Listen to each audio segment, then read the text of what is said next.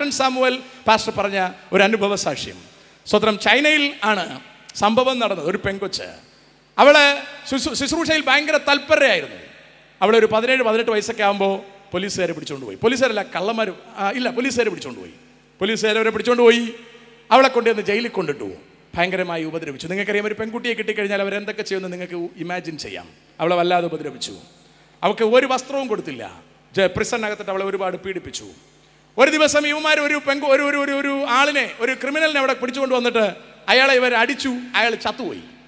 ഇവന്മാർ എന്ന് പറഞ്ഞാൽ ജയിലിനകത്തുള്ളവന്മാർ ആ ഡെഡ് ബോഡി വലിച്ച് ഈ പെങ്കൊച്ചിൻ്റെ ഫ്രണ്ടിലോട്ട് കൊണ്ടിട്ട് പറഞ്ഞു, നിന്റെ യേശുവിന് ഇവനെ എഴുന്നേൽപ്പിക്കാൻ കഴിഞ്ഞാൽ നിന്നെ റിലീസ് ചെയ്യാം.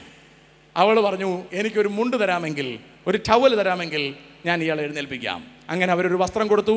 അത് ഉടുത്തുകൊണ്ട് അവൾ പ്രാർത്ഥിച്ചു. ആ ഡെഡ് ബോഡി ജീവൻ വന്നു. അന്ന് അവൾക്ക് റിലീസ് കൊടുത്തു. അവൾ പുറത്തുപോയി കർത്താവിന് വേണ്ടി സുവിശേഷം അറിയിച്ചു. 10 വർഷം പിന്നിടുമ്പോൾ 28-30 വയസ്സിനകത്ത് അവൾ സുവിശേഷ വിരോധികളുടെ കൈയാൽ പിടിക്കപ്പെട്ടു. അന്നും ഇതേ പ്രതിസന്ധി തന്നെയാണ്.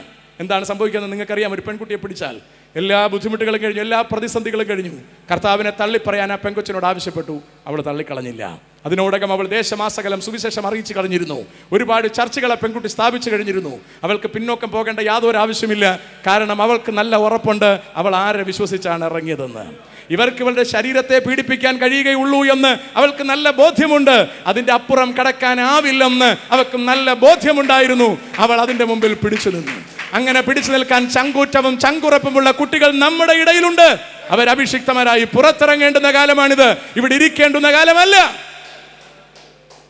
അവളെ അവർ പീഡിപ്പിച്ചു, ഉപദ്രവിച്ചു, ഒരുപാട് കഷ്ടപ്പെടുത്തി. യേശുവിനെ തള്ളിപ്പറയാത്തത് കൊണ്ട് അവളുടെ നെഞ്ചരിഞ്ഞ് പട്ടിക്കിട്ടു. ഒരു ബ്രസ്റ്റ് അരിഞ്ഞ് പട്ടിക്കിട്ടു. എന്നിട്ട് അവർ ഇവളോട് കർത്താവിനെ തള്ളിപ്പറയാൻ പറഞ്ഞു. അവൾ തള്ളിപ്പറഞ്ഞില്ല. രണ്ടാമത്തെ ബ്രസ്റ്റ് മരിഞ്ഞ് പട്ടിക്ക് മുമ്പിലിട്ടു. അവൾ നോക്കി നിൽക്കെ പട്ടിയെ കൊണ്ട് തീറ്റിക്കുകയാണ്. സ്തോത്രം. ശരീരമാസകലം ബ്ലീഡിംഗ് ആണ്. അവൾ കർത്താവിനെ തള്ളിപ്പറഞ്ഞില്ല. മരിക്കുന്നില്ലെന്ന് കണ്ടിട്ട് അവളുടെ ബട്ടക്സ് അരിഞ്ഞു.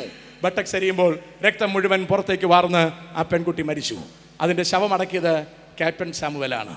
ക്യാപ്റ്റൻ സാമുവലിൻ്റെ സാക്ഷ്യത്തിൽ ഞാൻ കേട്ടതാണ്. ഞാൻ പറഞ്ഞതിൻ്റെ അർത്ഥം, ആ കുട്ടി മരണപ്പെട്ടു എങ്കിലും അവളിലൂടെ രക്ഷിക്കപ്പെട്ടവർ ഇന്നും ദേശത്തെ കീഴ്മേൽ മറിച്ചുകൊണ്ടിരിക്കുകയാണ്.